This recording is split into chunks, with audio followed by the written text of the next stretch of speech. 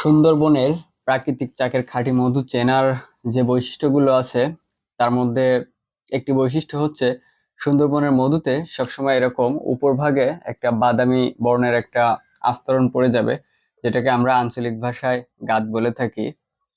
তবে আপনার কাছে যখন এই মধুটা যাবে তখন হয়তো এরকমটা না থাকতে পারে।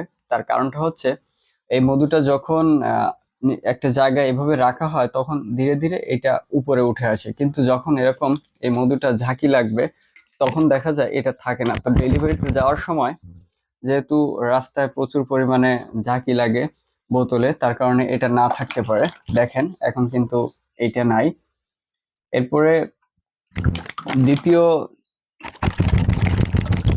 দ্বিতীয় যে বিষয়টি আপনি খেয়াল করবেন সেটা হচ্ছে এই মধু যখন আপনি এরকম একটা কাচের গ্লাস নিবেন, নিয়ে এই কাচের গ্লাসে এটা ঢালবেন।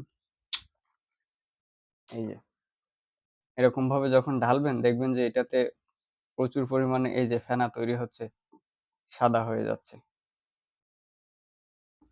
তো সুন্দরবনের প্রাকৃতিক চাকের যে খাঁটি মধু, এই মধুতে সবসময় এরকমটা হয়।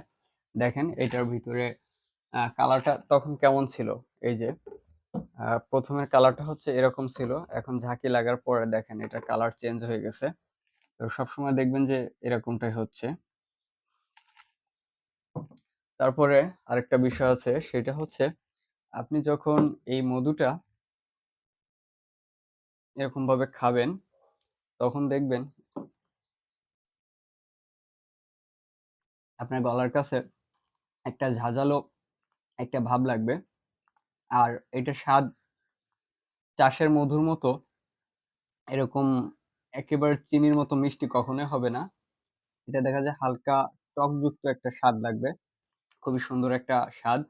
আর এই ভিন্নধর্মী স্বাদের কারণেই সুন্দরবনের মধুটা এতই জনপ্রিয়।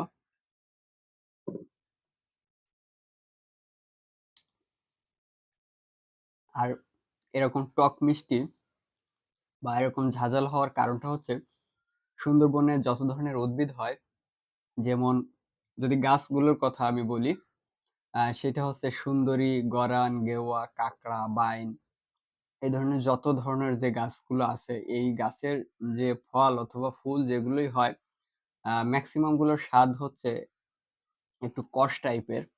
তো যেহেতু ফল বা ফুল যেহেতু কষ হয়, তো সেই কারণেই এটা আর কি এরকম টক মিষ্টি হয়ে থাকে। এরপরে দেখা যায় যে কেওড়া, ওড়া এগুলো সব কিন্তুই স্বাদ টক হয়। তো এটা একটু হালকা টক মিষ্টি হওয়ার কারণটা হচ্ছে এরকমটাই। আর সুন্দরবনের খাঁটি মধু ফ্রিজে রাখলে কখনো কিন্তু জমে শক্ত হয় না। তবে যেটা হতে পারে সুন্দরবনের মধু যেহেতু এরকম পাতলা হয়ে থাকে, এরকম পাতলা, তো পাতলা থাকার কারণে ফ্রিজে রাখলে হয়তো একটু ঘন হতে পারে, কিন্তু জমে কখনোই শক্ত হবে না বা চিনির মতো কখনোই এরকমটা দেখা যাবে না।